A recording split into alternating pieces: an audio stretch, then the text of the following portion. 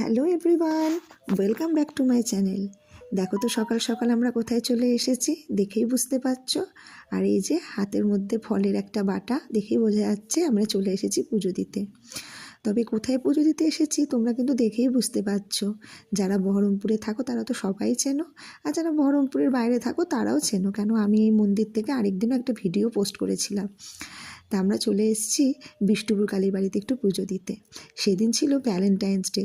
না, ভ্যালেন্টাইন্স ডের জন্য কিন্তু পুজো দিতে যাইনি, গিয়েছিলাম এমনি, একটু ইচ্ছে করছিল মায়ের কাছে যাই, মায়ের একটু পুজো দিয়ে আসি। সেদিন ছিল শনিবার, তাই ছেলেকে সকালবেলা হাতে নিয়ে বেরিয়ে পড়েছিলাম পুজো দিতে। আর এই বিষ্ণুপুর কালীবাড়িতে আসলে ভিড় পাবো না এটা তো হতেই পারে না, তার উপর আবার শনিবার।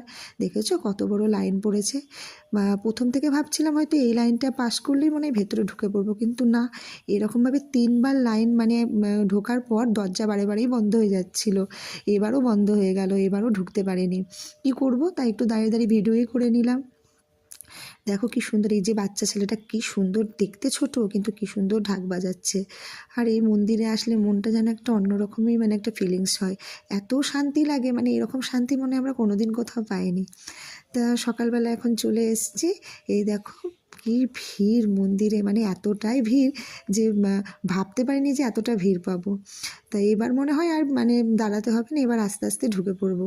আর এবার বলতে বলতে মন্দিরের দরজাটা খুলে দিয়েছে, আর আমরা এই দেখো আস্তে আস্তে আস্তে আস্তে এগিয়ে যাচ্ছি। এগিয়ে গিয়ে বসেও পড়লাম। এই যে ঠাকুর মশাই বললো আমাদেরকে এই জায়গাটায় বসতে, আমি আর আমার ছেলে এখানে বসে পড়লাম। আর ইনি হলেন আমাদের বিষ্ণুপুর কালীবাড়ির ঠাকুর মশাই। ইনি এত ভালো পুজো করেন, প্রত্যেকটা মানুষের নামগোত্র নিয়ে, যে মানে পুজো দেখবার মতন এখানকার। আর এই যে এখন মায়ের পুজো আরম্ভ হয়ে গেল, আর এই যে মায়ের মাল্যদানের দৃশ্য, হা কি মনোমুগ্ধকর না। ব্যাস এখানে পুজো টুজো দেওয়া হয়ে গেল, এবার বাইরে বেরিয়ে চলে আসলাম প্রসাদ নিয়ে, একটা টিপও পরে নিয়েছি। আর ছেলে এই যে এখানে একটু ধূপকাঠি মোমবাতি দেখাচ্ছে, ভেতরে তো ধূপকাঠি মোমবাতি দেওয়া বারণ আছে। তারপর মন্দির থেকে বেরিয়ে আমরা একটু মাঠে চলে আসলাম।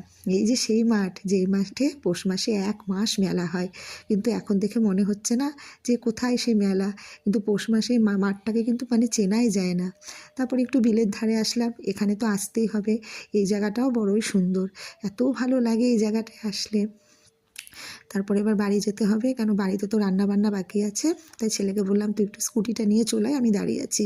আর আমার ছেলে তাড়াতাড়ি করে স্কুটি নিয়ে আসছে, কারণ ওই যে পাশেই তো ট্রেন লাইন, এখন ট্রেন যাবে। আমাকে এসে বলছে মা দেখো সাইরাং এক্সপ্রেস যাবে, বলতে বলতেই ট্রেন চলে এসছে। তাই এখানে ট্রেন দেখতে দেখতে ব্যাস ভিডিওটা তোমাদের সাথে এখানেই শেষ করছি। কেমন লাগলো জানিও, আর ভালো লাগলে একটা লাইক কমেন্ট করে দিও। ততক্ষণের জন্য টাটা।